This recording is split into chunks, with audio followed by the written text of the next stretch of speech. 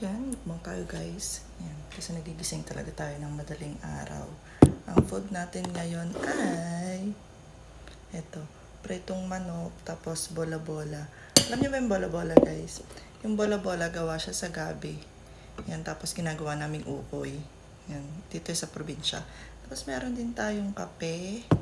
Siyempre, hindi yan mawawala. Yan. Lagyan na natin to guys.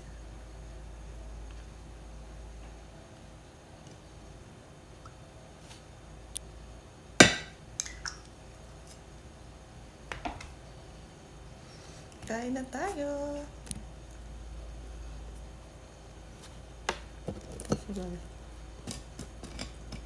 Sobrang lutong nito.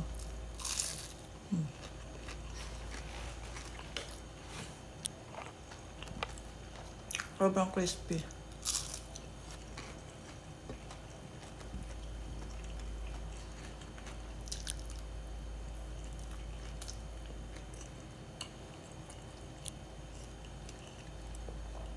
Sa mga hindi nakakaalam guys, gawa to sa gabi. Yung literal na gabi ha. Tapos kakayo din siya. Tapos lalagyan siya ng mga seasoning, pampalasa. Tapos yan, ulam na. Hindi mo kailangan bumili na kung ano-ano. Kasi basta masipag ka, lalo pag nakatira sa bukid. Hindi ka magugutom.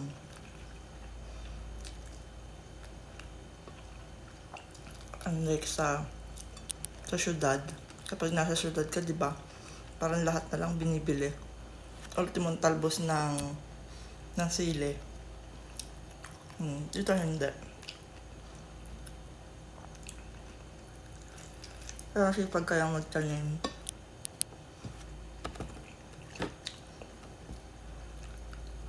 Saan kayo? Itong manok nga pala, natira lang yung kanilang tanghali. Pangalawang init. Kain.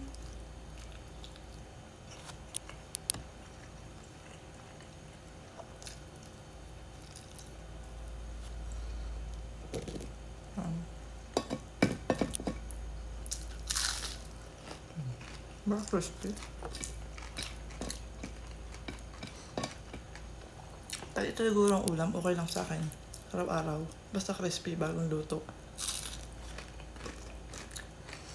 Kapag may masawsawan.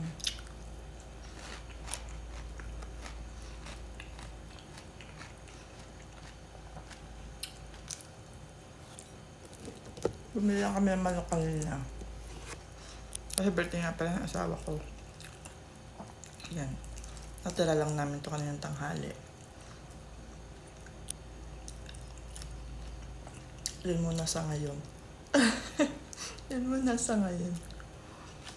So, nalisikat na ako.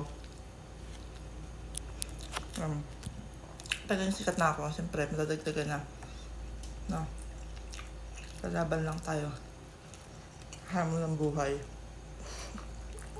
Ang drama. So, wag lang tayo mawala ng pag-asa, guys.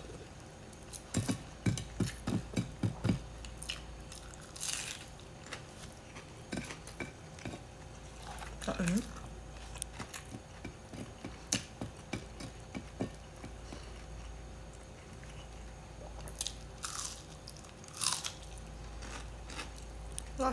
Grabe lang talaga to. Tapos parang nilagyan niya ng hotdog. Nilagyan ng asawa ko ng hotdog. Tapos yun na. Asin, bitchin. Tapos paminta.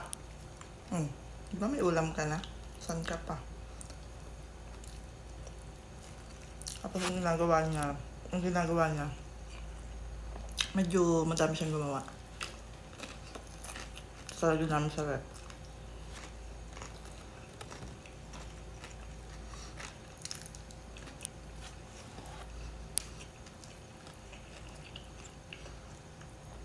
Ito yung manok na galing sa masarap kahit walang sauce. Ang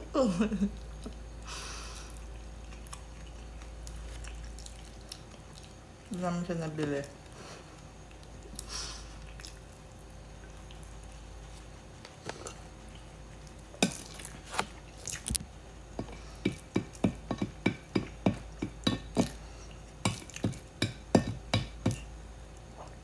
kayo guys, kung gusto niyo ng recipe nito, tuturo ko sa inyo.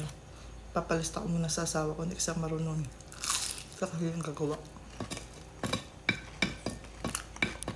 Comment na kayo dyan.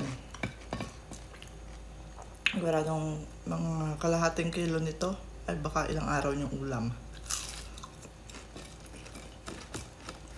Sayang, pag gumawa kayo nito, masarapang kayo.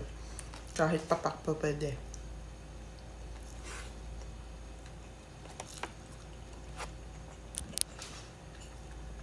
Namatay yung screen ko. May effect pa.